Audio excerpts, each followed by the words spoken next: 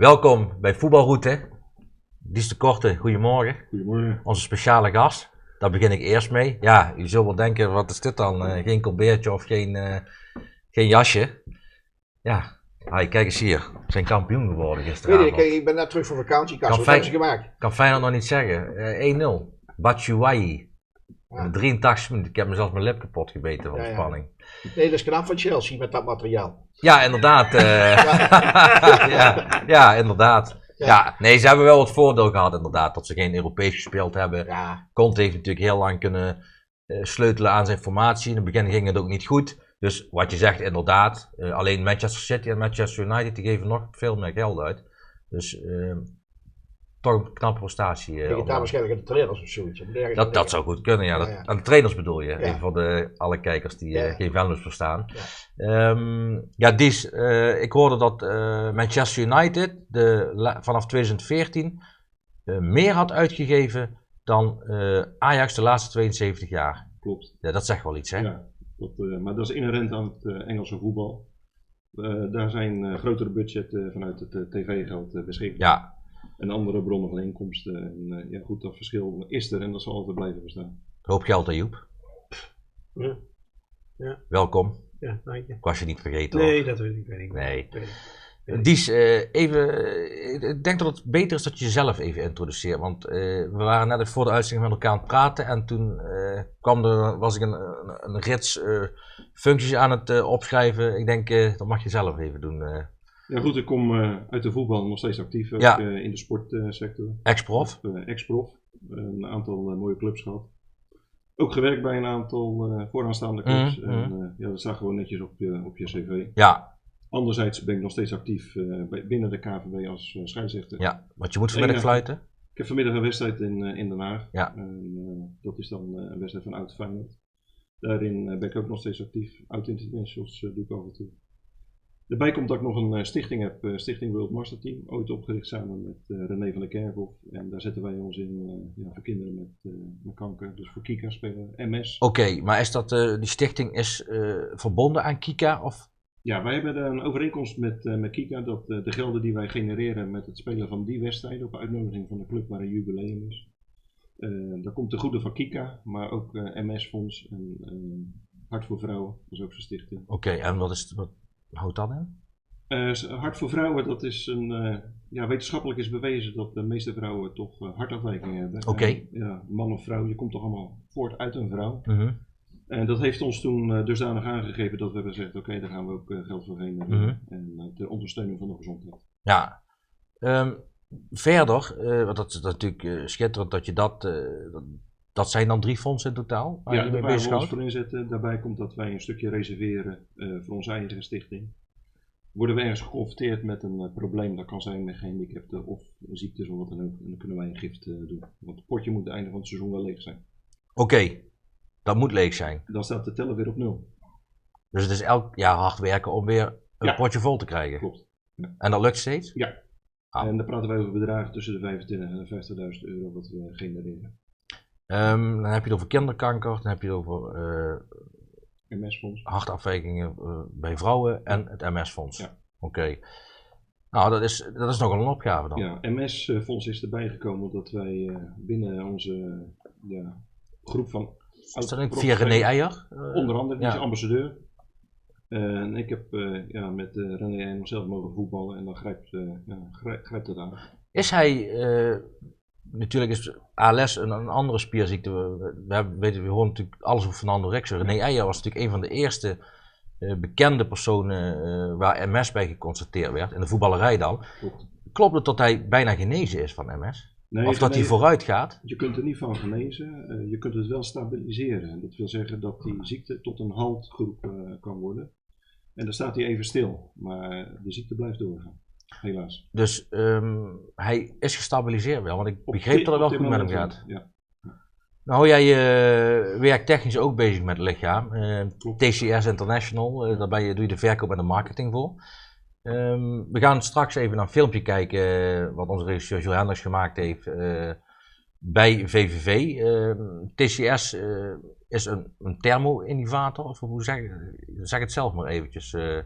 En goed, en ieder die gesport heeft en blessures opgelopen heeft in het verleden, dan kwam je bij je huisarts en er werd er 9 van 10 keer gezegd, ga maar lekker koelen en warm water baden doen. Oftewel een tijltje koud en een tijltje warm.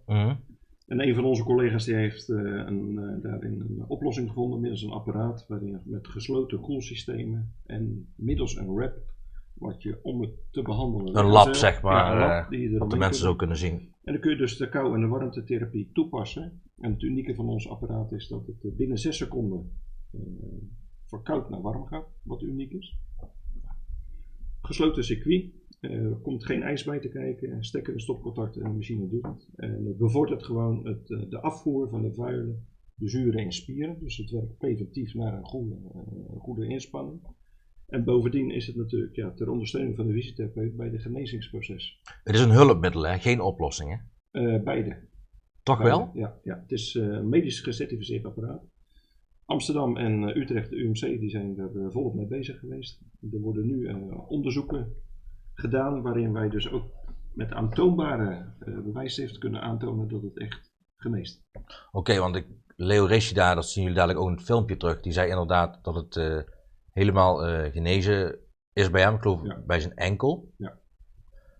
Jij had er ook aan gezeten, begreep ik? Ja. Wat hebben ze bij jou gedaan? Om het hoofd ik had of?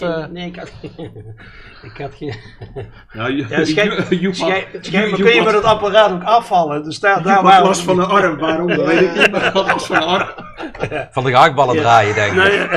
Nee, maar in ieder geval, ja, het gaat ontzettend snel. Ja? Het is van koud en... Maar waar hebben ze dat ding nou? Nee, ik heb het hier gehad. Oké, en? Nou ja, er zit meer kracht in. Ja? Het kan wat langer en wat vaker. Want dat wil je toch gewoon nog niet? Nee. Ik vond het gewoon... Hoe kom je daar nou bij? Ik kan me voorstellen dat als je inderdaad een spierblessure hebt en je gaat aan dat apparaat liggen, dat heel goed werkt, ja. Het is ook zo dat op dit moment draaien wij een proef bij een wielerploeg en die heeft zo'n apparaat in de bus staan. Dus op het moment dat ze vanuit het hotel naar de koers gaan, dan gebruiken de renners de wrap om het bovenbeen om het voor te warmen. Dat betekent dat ze gaan voorfietsen om die spieren op te warmen. Nu gebeurt het al gedeeltelijk in de bus, dan gaan ze op de fiets zitten, waardoor ze dus sneller klaar zijn voor de wedstrijd. Oké. Het is dus ook iets heel innovatiefs, hè? Ja, wat jullie, het is een Nederlands ontwikkeld product, gepatenteerd. En het wordt ook in Nederland geproduceerd. En dan zijn we, daar ben ik dan toch wel weer, misschien in Rotterdam of Holland, maar daar ben ik eigenlijk trots op. Ja, dat mag toch ook? Ja. Misschien zijn we dat hier wel te weinig, toch? Apetrots. Ja, nou in jouw geval kan ik me daar iets in voorstellen. Hè? Ja. Maar daar gaan we het maar niet over hebben, want daar weet ik ook te weinig van om daar helemaal op in te gaan. Ik dacht jullie begonnen over die gelden bij Chelsea en Manchester United. Nee, maar dat is meer dan 12 miljoen. Dat kost één been van een speler 12 miljoen. Dus zo erg is het ook weer niet. Ja, dus waar maken we ons druk op? Ja, precies. Ja, nee, maar goed. Maar Venlo staat niet onder curatele, hè? Nee. Eventjes voor de duidelijkheid. Want dat er moet dus eerst duidelijkheid komen wat er precies aan de hand is. En dan moeten we eens kijken hoe we daar verder mee omgaan. Maar het is natuurlijk een farce dat gebeurt. Ja, maar even terug naar het apetrots zijn. Dat kunnen wij zijn op VVV. Alleen nu zijn de pijlers weer naar... dat was eventjes... Die zegt wat je moet doen. Moet je achter... Ja, ben je wel nog in beeld? Oké. Ja, dat top. Nou ben ik het wel gewend dat ik veel op de bank heb gezeten. Dus ja? Dus ik ben benieuwd wie bij VVV-commissie op de bank komt te zitten. Want er moeten wel wat nieuwe spelers bij. Of denken jullie dat met dit stijl dat ze het gaan redden? Ja, Daar hebben we het al over gehad trouwens. Ja, maar ik denk dat er veel op de bank kunnen gaan zitten. Ja. Dat er veel nieuw moet komen. Ja, ik hoor namen. Oenerstaal zijn ze mee bezig, de keeper. Dat is bijna zo goed als rond. Tissoudali is binnen de spelersgroep is Tissoudali die naam naar voren gekomen. Ahanak van Almere City wordt genoemd. En daarnaast hadden ze het over Ntoko, maar die heb ik zelf gebeld. Dat klopt dus niet. Dus er worden ook heel veel namen genoemd. Ja. Maar moet ook te gebeuren de komende dagen, of niet? Of wachten ze eerst die competitie af? Kijk, ik heb maandag nog bij Maurice Stijn gezeten. Toen hebben we het er gewoon even over gehad van... dat het wel lekker is, dat je als je kampioen bent, dat je natuurlijk een hele lange tijd hebt om te werken naar een volwaardige selectie. Maar Maurice Stijn blijft. Kijk, jij bij je gezeten. Ja, dat weet ik niet of die Ga ik blijft. toch vragen. Ik denk als er een Ja, hele zeker mooie... uit in het voetbal bestaan. Nee, Ja. kijk, als er een hele mooie Hij aanbieding... Kassim zijn gezichten zien? Ja, ik heb vanmorgen iets. Ja, ik weet het niet. Nou, nee. Ipswich Town had je... Die zijn genoemd, maar Mick McCarthy zit nog bij Ipswich Town. Ja. Maar even, Dies, VVV, jij bent ook, of jij levert ook aan VVV, de TCS, maar Nou, even, ja? Wat het is, ons product is inzetbaar bij sportclubs, Ja. voor de fysiotherapeuten. Dat betekent ook dat je bij fysiotherapeut praktijken komt. En Rinus Lauwers is al jaren en dag fysiotherapeut bij Ja. VVV. Heeft ook bij de KNVB gewerkt, heeft ook bij andere clubs gewerkt. Is erg enthousiast over het product. Een echte vakman ook. Een vakman, echt een, als je iets wil weten, dan hij lepelt het zo op. Rinus gebruikt het in zijn eigen praktijk. VVV heeft nu zelf een apparaat aangeschaft, omdat ze ervan overtuigd zijn dat het preventief, maar ook met blessures gewoon versnelt. Voorbeelden die zijn er ook dit seizoen geweest van een aantal spelers waar een lange termijn voor stond. En met 2 weken weer wedstrijd klaar waren. Moreno Rutte ook is dan voorbeeld van? Ja, en Ja. Krooi. Vito van Krooi, ja. En in het filmpje. Dus ja, daar zijn we ook trots op om dat te gebeuren. En ik ben blij dat we ons steentje bij mogen dragen als lokaal bedrijf. Hè, want wij zitten gevestigd aan de Gelderse baan in Tegel. En ook Venlo natuurlijk. Maar dat we daar wel bij kunnen dragen. Anderzijds, ja, er zal bij VVV wel veel moeten gebeuren in het spelersmateriaal. Ja, want daar wil ik even naartoe. Wat je ziet is, en hoe ik daar als voetballer naar kijk, ja, dan moet je de as versterken. En dat begint bij de keeper. Maar die as die moet gewoon ijzersterk zijn. En daar moeten spelers staan die de wat jongere spelers, onervaren spelers op het niveau van Eredivisie, wat echt een hele grote stap is. Ja, er moet heel veel coachwerk en goed materiaal bij komen. Ja, maar daar is waarschijnlijk geen geld voor. En van de gemeente hoeven we dus ook niks te verwachten. Nee, maar anderzijds, anderzijds is het jammer dat een gemeente, ook een burgemeester, niet achter zo'n club staat. Hè. Het is een lokaal iets. En dan kun je zeggen, Venlo is een dorp of een stad. Nee, Venlo is geen voetbalstad, want dat heb ik al vaker gehoord. En dat is gewoon jammer. Hè, want ik heb een aantal wedstrijden bij mogen wonen, zeker de laatste 6. De entourage en alles is er.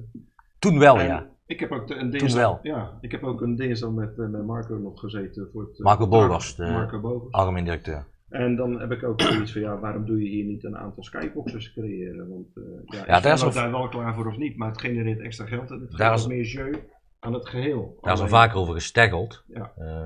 Ja. Misschien moeten ze wel de highbox gaan maken. Je hebt de skybox van high. Is dat niet iets? De highbox? Ja, dan kan jij ook meteen erin. Alle highs. Ja.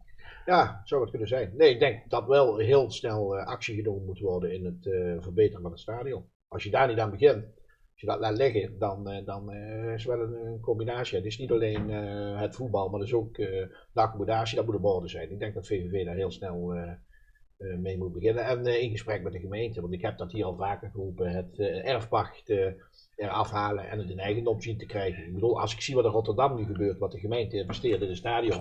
En hier durven ze het nog niet een erfpacht te geven, omdat dat vanuit de Europese Unie niet zou kunnen. Ja. En VVV zou daar heel erg mee geholpen zijn. Maar in Rotterdam, als het morgen misgaat, dan zal er geen skybox meer over zijn, denk ik, in het stadion. Ik ben bang voor niet. Nee, maar daar gaan we dadelijk even verder over hebben. Dadelijk gaan we het ook over de ontknopingen in het amateurvoetbal hebben. Dat verbeter je niet hoor. Ja, dat mag wel. Dat doe ik toch ook bij jou. Ja. Het Venlo zelftal en de ontknoping van morgen natuurlijk, Feyenoord of Ajax. Daar gaan we het zo over hebben. We gaan eerst even een filmpje van jou kijken over het gebruik van TCS. Lijkt me een fijn plan. Ja. Mijn naam is Dies de Korte. Ik ben verantwoordelijk voor de verkoop en marketing binnen TCS International, gevestigd aan de Gelderse baan in Tegelen. Vandaag zijn we hier bij VVV Venlo op bezoek, waar wij ons apparaat TC Sports in gebruik hebben voor ondersteuning in preventie, preventief, maar ook voor de blessurebehandeling en eventueel zelfs naar medische ingrepen. De TC Sports is een apparaat wat staat voor thermotherapie. Wat doet het? Een koud en een warm therapie binnen het tijdbestek wat ingesteld is van een aantal minuten, maar ook op graden.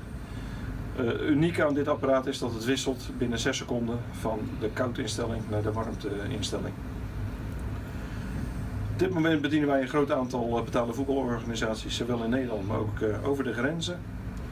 En, het is een medisch gecertificeerd apparaat en daardoor biedt het ook een stuk veiligheid voor de fysiotherapie.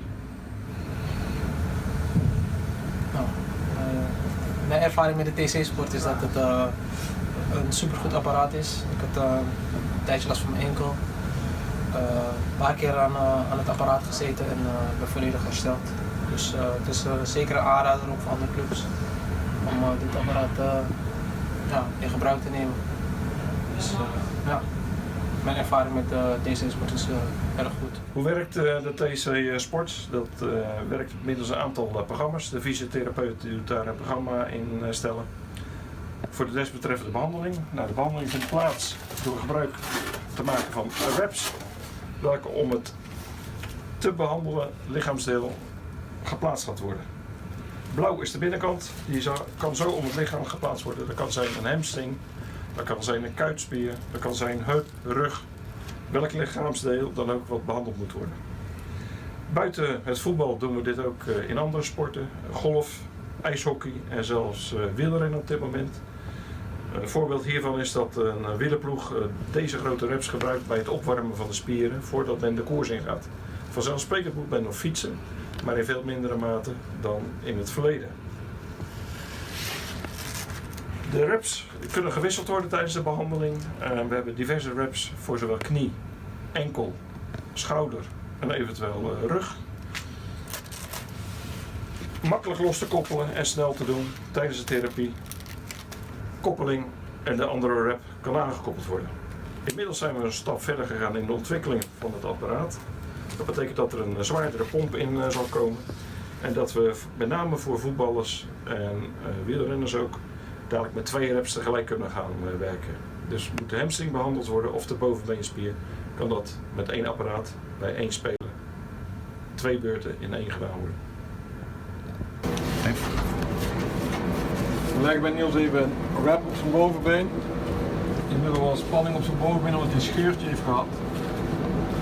Dus dan leggen we de rep helemaal om zijn bovenbeen heen.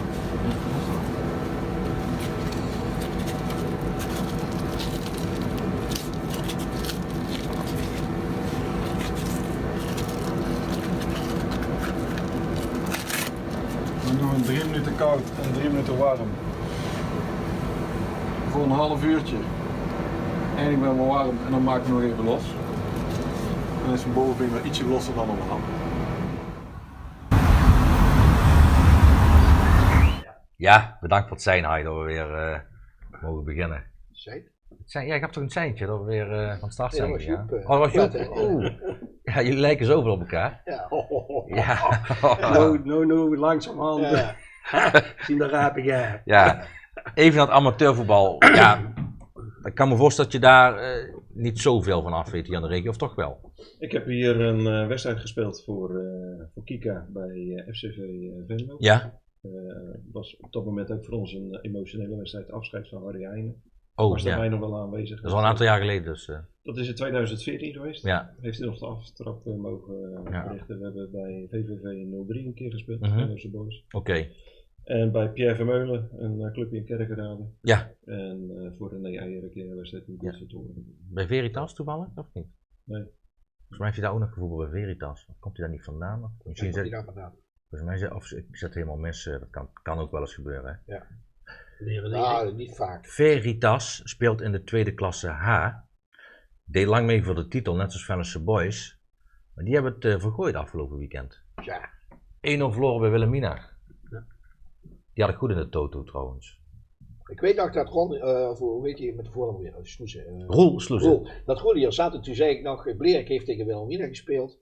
En Blerik had het daar verdomde moeilijk. Ja, daar hebben ze met 5 van verloren. Die hebben daar met 5-0 verloren. Ja. Ik zeg, dat is een ploeg als je daar moet voetballen, Maar zij hadden toen al met 2-1 gewonnen van Wilhelmina een keer. Hè? Dus. Ja, maar goed. Als je uit moet, Dat het is gaat dat ergens is toch op. de helft wat in de winterstop die spits heeft gehaald misschien. Ja, die kijk. heeft hem ook de nek of de das omgedaan. Ja? Ja. Ja, goed, maar.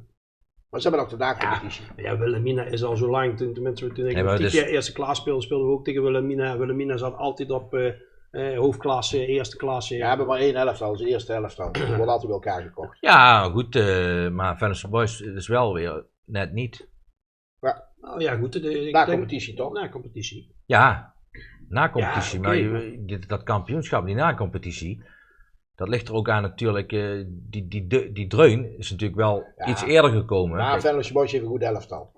Dus die moeten die na competitie, het is de beste ploeg in die tweede klasse doen. Ja. Maar goed. Ja, nee, Wilhelmina is de beste ploeg, zijn bovenaan, hè? Ja, die worden kampioen. Toch? Ja. Als Feyenoord morgen geen kampioen wordt, zijn ze niet de beste ploeg van Nederland. Nee, maar het enige troost die je dan hebt is 33 ronden bovenaan gestaan. De laatste Maar Johan Cruijff zei zo het hard zelf is het. altijd, met Barcelona heeft hij het een aantal keer gehad, dat hij alleen op de laatste speeldag bovenaan stond en kampioen werd. Met Koeman, Romario, Laudrup en Stoichkov. Laten we niet openkassen, hè? Nou, daar komen we zo op terug. Ja, maar ik ben al kampioen, dus het maakt me veel niet uit wat er gebeurt. Derde klasse C. Sportclub Irene is daar kampioen geworden. Die gaan naar de tweede klasse. Die krijgen een nieuwe trainer, Graal Schoffeleer. Die kan nog wel eens doorstoken. In 1 keer. Denk je? Ja, dat zou eens kunnen. Hoe baseer je dat op? Nou, met je een hele goede groep jongens hebt. Oké. En jonge jongens. En ik heb begrepen dat hij links en rechts toch wel aan het kijken is voor mijn spelers. Ja. En vooral een technische ploeg. Ja. Dus En die hadden nog wat voetballers erbij, heb ik begrepen. En een Dus, technische ploeg is, naarmate je hoger gaat spelen, heb je het toch makkelijker. Ja, vierde klasse D hebben we dan FCV. Waar jij nog een keer gevoetbald hebt. Ja. Of gefloten hebt toen. Ja. Oké. Kampioen. Ja, de rest... Belveldia heeft er even aan geroken. En dan heb je Quick Venlo, V03 en TSC. Ja, die hebben een minder jaar. Hopelijk komend seizoen. Ja, enige wedstrijd wat nog van belang is in de stad Venlo is volgens mij Ivo. Ja, niet Klopt. Maar goed dat je dat even aanhaalt. Ivo speelt morgen tegen NWC. Ja. Moeten winnen. En moeten dan hopen dat Oranje-Zwart verliest. Thuis tegen RKVVO, even uit mijn hoofd. En dan is er nog, dan komt er een beslissingswedstrijd voor het spelen van de na-competitie. Maar mochten ze Eigenlijk verliezen? belachelijk dat er geen doelsaldo telt in een amateurcompetitie. Of wat vind jij?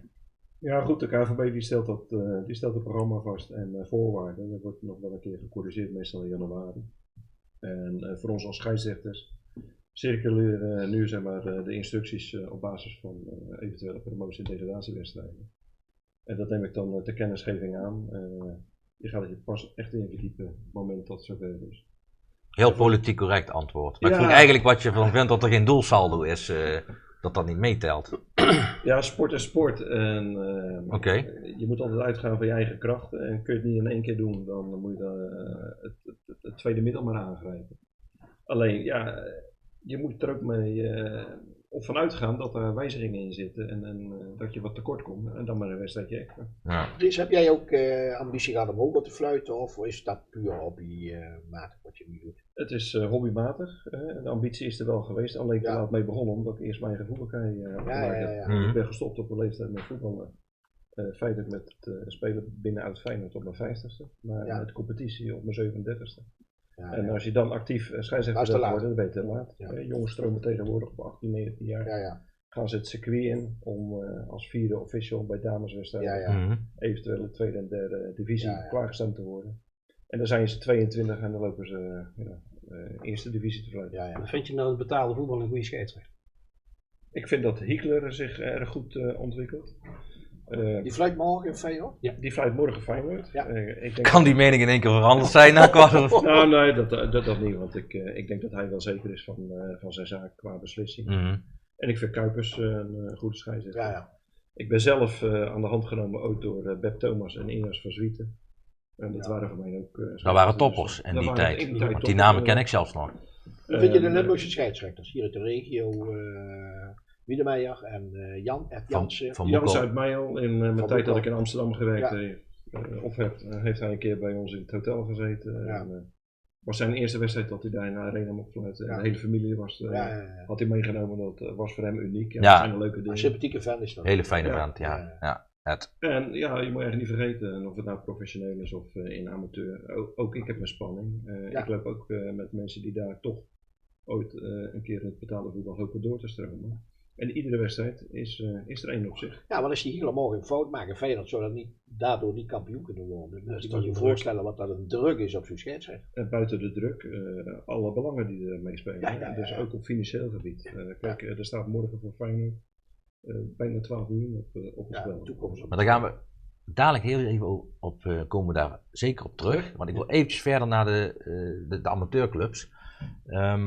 Def Arsen, daar hebben we weinig aandacht aan besteed. Daar moeten we toch eens meer gaan doen komend seizoen. Ook wel leuk omdat Stan Valks nog altijd een lager elftal daar speelt. En die kon met Jos Rutte. Ja. En volgens mij doen die nog zelfs mee voor de titel. Tegen, die strijden met Irene 9 om het kampioenschap. Of dat is al beslist. Dat heb ik helaas. jaar een keer oppakken. Vijfde klasse E, VCA van Wiel Rooks. En RK DSO van Michael Humassi. RKDSO Michael Humassi. Ja, RK DSO Michael Humassi. Ja. Maar hebben allebei Is die trainer? een marginale rol gespeeld. Dat zijn de clubs. Ja, Vos komt volgend jaar terug in de vijfde klasse. Nou En die moeten toch ook overal voetballers afromen? Of niet? Ja, die moeten zeker. Heb jij nog een broek aan, wat kousen, schoentjes? Ja, ik weet niet of ze links Als buiten jij het gewoon erg goed hoog houden, moet ik zeggen. Ja, Of was het aan elkaar geknipt? Niet alleen hoog houden. Maar ik heb als ze links buiten zoeken, kunnen ze bellen. Oké. Ik heb zondags nog vrij. Dat is goed. Ik ben wel niet meer snel. Misschien dat ze liefst wat aan rechts buiten kunnen zetten, want anders is hij de hele zondag alleen thuis. Dus, nou goed, en dan, daar hebben heel veel mensen naar gevraagd, naar het Venlo's elftal. Het Venlo's elftal was eigenlijk de bedoeling dat we daar al een wedstrijd mee zouden gaan spelen tegen VV onder 19 Withorst of het grote VVV. In verband met drukte is het organiseren daarvan, hebben we besloten om we moeten het goed organiseren. Ofwel of niet dus. Nou, maar we hebben wel toch een Venlo's elftal gemaakt, al is het alleen maar een papieren tijger. En dat gaan we nu laten zien. Op doel Frank Dekker. Goeie keuze. Ja. Dan gaan we verder. Achterste linie. Frans de Wakkie rechtsback. Is wat mij betreft onomstreden op die positie. Centrum Sander Lenners van Stralen met Remco Gielen. Een openbaring bij Irene. Staat ook in de belangstelling van meerdere amateurclubs op een hoger niveau. Ja, dus ik vraag me af of die komend seizoen bij Irene nog speelt. Hoe oud is die? Remco is, dan kijk ik heel even het publiek in. Hoe oud is Remco Gielen? 18 wordt gezegd. En VVV niet geïnteresseerd? Blijkbaar niet, nee. Wat ik gehoord heb niet. Stevie Hattou, ja, daar staat Steve Hattou, maar dat is onze fout. Reken ik mezelf ook even aan. Stevie Hattou van JVC 31, linksback. Daar komt volgend jaar Waar komt hij vandaan? Stevie Hattou is uit Combat Venlo. Heeft in de jeugd van VV Helmond Sport gespeeld. En heeft het uiteindelijk niet gered bij Helmond Sport. En is toen... Heeft nog tegen PEC Zwolle gespeeld in de beker. Een aantal jaar geleden. Met JVC Kuik dan. Is gewoon de beste linksback die we hebben. Wat ook een hele goede linksback is. En dat is Jimmy Terhaag van Venlose Boys. Alleen die is al het hele jaar geblesseerd. Ja, dat is jammer. Dus dat worden concurrenten van elkaar. Bij JVC daar speelt toch ook nog die Simons. Sergi Simons. Ja, maar volgens mij is die inmiddels weer verkast. Nee. Speelt hij er nog? Ja? Zullen we even naar? Ja. Hebben we die vergeten? Die zijn we vergeten, ja.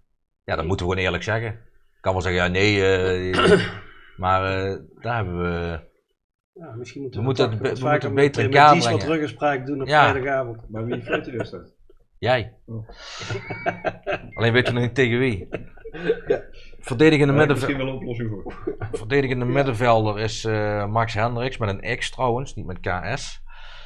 Dan hebben we, ja, dat was best moeilijk, want George Boots valt buiten de boot. Die heeft gewoon niet minder gepresteerd. Is eigenlijk wel een speler die dan thuis hoort. Als we moeten kiezen tussen Rick Verbeek en George Boots, dan is de keuze snel gemaakt. Rick Verbeek speelt in de topklasse bij de Treffers, heeft een prima seizoen achter de rug. Gaat terug naar Ivo komend seizoen. Aan de buitenkant hebben we Shaquille Simons en Youssef Bahari. En voorin hebben we Rick Polman, die de laatste tijd erg goed heeft gedaan bij EVV. En Dimitris Touratsidis, de Griek van Venray. Die een iets mindere periode heeft, maar dat heeft ook meer met het elftal te maken. Toch in 15 wedstrijden 13 keer gescoord heeft. Dus goed, dat is het Venlo's elftal. Sergi Simons zit er dus niet in. Misschien hadden we die er dus wel in moeten zetten. Maar dat gaan we voor het seizoen beter ons best doen. Ja. Dus dat... Volgend seizoen willen we ook een wedstrijd spelen. Dat moet dus Nee, dan moeten we een wedstrijd gaan spelen. En dan Misschien moet... een mooi initiatief om dan een wedstrijd te spelen tegen zo'n Wereldmasterteam waarin je zeg maar, de goede doelen Ja, kan stellen. absoluut. Ja. Misschien moeten ze wel on tour gaan, want we krijgen daar meer ideeën. En het Venlo zelf al on tour door de regio. Ja, hele zomer door. Ja, Zomer door. zullen de trainers van die spelers blij mee zijn. Een trainer moeten we ook nog hebben. Ja. Robbaan. Nee, die komt uit Rotterdam geloof ik, hè? Ik verlang van ook gewoon. Ja. Was pas nog hier voor een boek te laten signeren, hè? Ja, ja. Ja goed, Venlo's elftal hebben we gehad. Het amateurvoetbal hebben we even kort doorgenomen. Dan gaan we nu naar de grote jongens toe. Morgen. Er zitten hier wat zenuwenleiers denk ik in het publiek. Achter de laptop hier. Dies is een Feyenoord-fan. Ja. Kan ik dat zo zeggen? Ja? Ja, daar is een Feyenoord bloed in. Ja, jij bent Ajax-fan, hè? Ik ben Johan Cruijff. Oké, en jij bent voor Mönchengladbach, hè? Nog een beetje glammer. Maar ik hou van goed voetbal. En dat maakt mij niet uit wie kampioen wordt. Ja, waarom ga je naar Mönchengladbach als je van goed voetbal houdt eigenlijk? Waarom ga je naar Mönchengladbach als je van goed voetbal houdt? Ja, omdat het Duits voetbal op een hoger niveau ligt dan het voetbal in Nederland. Is het nu even een opleving. Maar de laatste jaren is natuurlijk... Succesbeleving is heel belangrijk voor jou. Succesbeleving. Want dat heb je natuurlijk in de politiek niet zo vaak. Dus Nee, dat moet maar je ik wil niet veel zeggen, maar jij reist ver voor Chelsea. Daar heb je ook gelijk in. Ik Vorig jaar tiende geworden. Ik krijg 20 minuten naar Mönchengladbach, dan zie ik Bayern München, dan zie ik Robben, dan zie ik Dortmund, Bayer Leverkusen. Het zijn alleen al... Heb ik ook allemaal gezien bij Leverkusen, weet je nog? Ja, we zijn wel samen geweest. Maar als je kijkt alleen al in Noord-Rijn-Westfalen, hier net over de grens zitten. Ja, dat is fantastisch. Dat is fantastisch. Ploegen, Zou- dat heb je nergens in Europa. Nee, dat klopt, daar heb je gelijk in. En wie kampioen wordt, even die vraag morgen. Ik gun het Feyenoord zo dat ik echt hoop dat Feyenoord kampioen wordt. Maar moet ik als Feyenoord ook kampioen, moet ik dan ook een Feyenoord shirt aangetrekken volgende week? Ja, dat zou je wel, want je hebt het hele Zou jaar je wel geroepen. sieren. Je hebt het Ja, hele jaar oké. geroepen dat Ajax kampioen werd. Ja, dat roep ik nog Ik bedoel, steeds. Dat roep je nog steeds. Ja, Dus, Feyenoord speelt gelijk morgen in de Kuip. Ja, heb je gisteren of woensdag die wedstrijd gezien van Ajax? Zo'n ploeg Klopt. die dat hele publiek meekrijgt. Dat gaat morgen in Rotterdam vanaf minuut 1 gebeuren. Volgens mij is daar de hel los. Ja, dat gaat ook gebeuren en dat is ook... Dan valt er een goal. Als er 10 minuten langer gespeeld werd in Frankrijk, dan was het kassen geweest. Ja, maar een voetbalwedstrijd duurt 90 minuten. Kijk, en als er in Amsterdam 10 minuten lang gespeeld wordt, had het ook 7-1 kunnen zijn. Ja, Dus ja, kijk, dat zijn 4-4. allemaal van die drogredenen. Ik denk niet dat dat in Amsterdam in de laatste 10 minuten had gebeurd.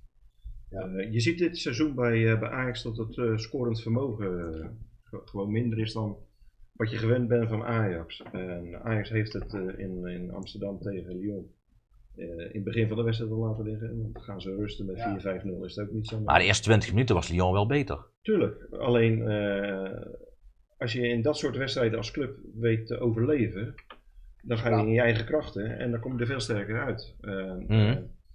Laten we eerlijk zijn, als je de wedstrijd Ajax-Feyenoord ziet, waarin Ajax natuurlijk heel snel op die 1-0 komt, wel of geen cadeautje van die scheidsrechter, maar goed, het gebeurt. Een schitterend afstandsschot, wat er gewoon prachtig in gaat. Dan komt die 2-0 en dan verzuimt Ajax ook weer die wedstrijd af te maken, waardoor ze Feyenoord laten leven.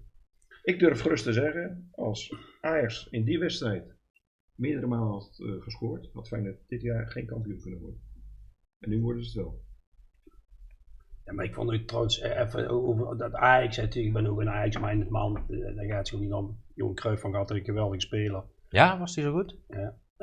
Maar Ajax doet nou net alsof die Europa League en ook Mourinho, ik heb ook even Mourinho gehoord. Ja, schandalig. Ze doen nou net alsof die Europa League, daar keek normaal nog geen hond naar, Klopt. van heel Nederland Heb je niet. helemaal gelijk in. En nou staan ze in de Europa League en nou is dat, En voor Ajax, de prijs van het jaar. Nee, maar voor een Nederlandse club is dat natuurlijk wel zo. Dan moet, oké, hè, Ik denk maar- als je kijkt naar het Maar vanuit Manchester de United- budgettering, het spelersmateriaal, hè, heel veel eigen jeugd. En ongeacht welke club het is, en je doet zo'n prestatie, is dat uniek ja, voor het Nederlandse voetbal. Ja. En draagt bij aan de verdere ontwikkeling van de Nederlandse Maar Wat is nou precies eigenlijk het verhaal? Als we daar winnen, hoe zit het dan Wie met de is Champions League? Als Ajax wint tegen Oh, Manchester oké, United, ik weet niet wie wat we is dan met de Champions League? Want daar hoorde ik wat dingen. Ajax plaatst zich rechtstreeks voor de Champions League als de Europa League. Ja, voor de groepsfase, ja. Maar PSV die krijgt dus niet Nee, een voorronde Champions League, maar die is echt veroordeeld tot voorronde Europa League. want er gaat naar niets toe waarschijnlijk, hè. Het is, was wellicht een Frans. De nummer 3 van Frankrijk is normaal in de 4e voorronde stromen die in. Maar die krijgen het dan nu rechtstreeks. Dus dan zou betekenen dat Paris Saint-Germain, AS Monaco, Paris Saint-Germain en Nice Champions League groepsfase sowieso gaan spelen. Maar goed, het slechtste scenario zou natuurlijk zijn als Ajax kampioen wordt en de finale verliest van de Europa League. Want als Feyenoord kampioen wordt en Ajax wint de Europa League, heb je er 2. Ja. Dus voor het Nederlandse voetbal is het beste dat Feyenoord kampioen wordt en dat Ajax de Europa League wint. En ik denk dat allebei niet gaat gebeuren. Ik denk dat... Feyenoord wordt kampioen. Bent u Ajax van United? Jongen. Nee, Ajax wil niet van Willem II komende zondag. Weet je wat het is? Die hebben zo'n krachtsinspanning gehad afgelopen week in die wedstrijd. Dat wil ik nog wel eens zien als die zondag van Willem II zo makkelijk winnen. Dat zal ook lastig worden, dat is natuurlijk een slijtageslag. Ik denk dat Heb je nog Ajax wat raps over misschien voor die jongens? Zeker. Ja. Ik denk dat Ajax wel gemotiveerd is om bij Willem II te winnen, om toch die laatste strohalm beter te Dat denk ik ook wel. Ik denk dat het wel heel erg lastig wordt. Zeker na die inspanning van afgelopen donderdag. De reis terug. Het is gevierd, daar ontkom ik niet aan. En wat Peter Bos zei, onder de 18 mochten ze niet drinken, erboven wel. Dus er is links en rechts wel een biertje ingegaan. Ja, Maurice Stijn zei dat ook na VVV in RKC. En dan is het simpel, zo'n wedstrijd Willem II Ajax, dat heeft altijd wat. En of je nu als PSV, Ajax of Feyenoord bij een club op bezoek komt, spelen altijd met dubbele krachten. Ja. En, het voordeel van Feyenoord in deze is dat, zoals het hoort je thuis kampioen te worden. En Joep en Jules hebben het zelf mogen ervaren wat het is. Ze zijn pas met jou mee naar Feyenoord Eagles geweest? Ja, om dan wat er in zo'n stadion gebeurt en wat dat losmaakt. En ook wat er bij ons nog als oudspelers onderling met elkaar leeft en hoe wij met elkaar omgaan. En dat maakt een bepaalde kracht bij je los. En de tegenstander wordt daar niet vrolijk van. Nee, ik heb het alleen, maar dat was een oefenwedstrijd, dus dan was Feyenoord-Chelsea ben ik een keer geweest. En Nederlands elftal een keer, maar dan is het toch anders. Dit is, voor de veiligheid is het ook beter als Feyenoord kampioen wordt, denk ik. Ja, goed, maar laten we het even over de kracht van Feyenoord hebben. Feyenoord heeft het hele jaar gewoon stabiel, zeer stabiel, alleen goed gevoetbald. Heeft natuurlijk ze hebben wankeld. vorige week een keer gewankeld. Dat hebben ze ook tegen PEC Zwolle al, ja, ook goed, tegen Ajax. Ja goed, maar dat was één wedstrijd. En daarna dat zijn er 3, hè? Dat zijn er 3. Nee, wat ik bedoelde, ze wankelen, maar die week erop hebben ze zich weer opgepakt. En die weer goed herpakt en dat zie ik nu weer gebeuren. Het voordeel van Feyenoord op dit moment is dat het een hecht team is. In de technische staf heel veel ervaring zit. Ja. Die weten wat het is, te kunnen overdragen. En vergeet niet de rol van Dirk Kuyt in deze. En vergeet ook niet de rol denk ik, van Jean-Paul van Gastel. Want iedereen heeft het over Van Bronckhorst. Dat is natuurlijk een boegbeeld. Ja. Maar Van Gastel is daar, zeggen ze, het brein dat de lijnen uitzet. Dat weet ik van Raymond Verheijen. Die zelf ook daar heel goed werk heeft geleverd. En Van Gastel en Van Bronckhorst gebruiken die methode ook. Dus ja goed, Feyenoord is heel lang heel erg stabiel geweest. Alleen ja goed, je merkte wel wat Bert Kontelman ook zei bij Fox. Ze hadden pap in de benen. Ja, maar ik heb het dan net eventjes in het voorgesprek. Dat zei hij namelijk dat hij dat zelf ook wel eens had een keer. Voor heel veel jongens is dat allemaal de eerste keer wat er staat te gebeuren. Ja. En we hebben zelf in het amateurniveau wel eens maar je zag het ook bij VVV, hè? Beslessingswedstrijden gespeeld. Ja, dan was je ook gespannen. En dus meen je wat daar gebeurt? 60.000 man op die banken. En, ja, wat het is, het zit ook tussen je oren en die voorbereiding. Hè, je kunt een discussie voeren met John de Wolf. Die je moet in het trainingskamp. In onze tijd gebeurde dat. Wij trokken ons terug in Rokanje, zaten we in het badhotel. Lekkere wandeling over stand. Ja. En dat gaf toen een boost. Maar tegenwoordig andere trainingsmethodes, andere voorbereidingen, tijden veranderen. En ook in deze. En als een technische staf beslist om mensen thuis te laten zitten, zullen ze daar de reden voor hebben. Ja. Wat die wegneemt, dat je als speler zijnde zo gemotiveerd moet zijn om iets uniek te kunnen halen bij een club. En welke klant het dan ook is. Kampioenschap, dat telt. Ja, en we gaan eens kijken wie denkt dat Feyenoord kampioen wordt. Dat is iedereen, zie ik, behalve ik. Wolfsburg Mönchengladbach wordt een gelijkspel, zeg ik. Die zegt ook een gelijkspel. Joep zegt winst voor Wolfsburg. En hij zegt natuurlijk winst voor Gladbach. Venlo Boys laten we allemaal winnen. NWC Ivo laten we Ivo winnen, behalve hij zegt een gelijkspel. Feyenoord Heracles laten jullie allemaal winnen. Ik zeg een gelijkspel. Ik zeg ook dat Ajax wint morgen. Die zegt een gelijkspel. Joep zegt dat Willem II wint. En hij zegt dat Ajax wint. Ties, Ja. bedankt voor je komst. Graag Ik gedaan. vond het erg leuk. Hopelijk tot een volgende keer. En ja, veel succes vanmiddag met fluiten. Gaat lukken. Joep, Ja. bedankt voor je komst. Ja. Hopelijk ben je er volgende week. Ja. Ja, laatste uitzending. Ja. En Hai, veel succes. Sterkte. Nou, sterkte. Dankjewel. Ja, Ja. met het voetballen en de politiek. Ja. En ja, tot volgende week. Ja, ik heb niet trouwens Willem II winnen, maar even dat ze zeiden. Jij zei. Liet jij Willem 2 winnen? Ja. Dan heb ik een fout gemaakt. Maar Jansen laat Willem 2 winnen. En ik kan Ajax winnen. En Joep laat Ajax winnen. Ja. Nou, dan draaien we dat even om. Dan is dat ook weer geregeld. Tot volgende week. Er gaan wel meer mis. We weten ook niet pas wie Sergi Simons is. Dus tot volgende En ook week. provisie op mee kampioenschap. Dankjewel.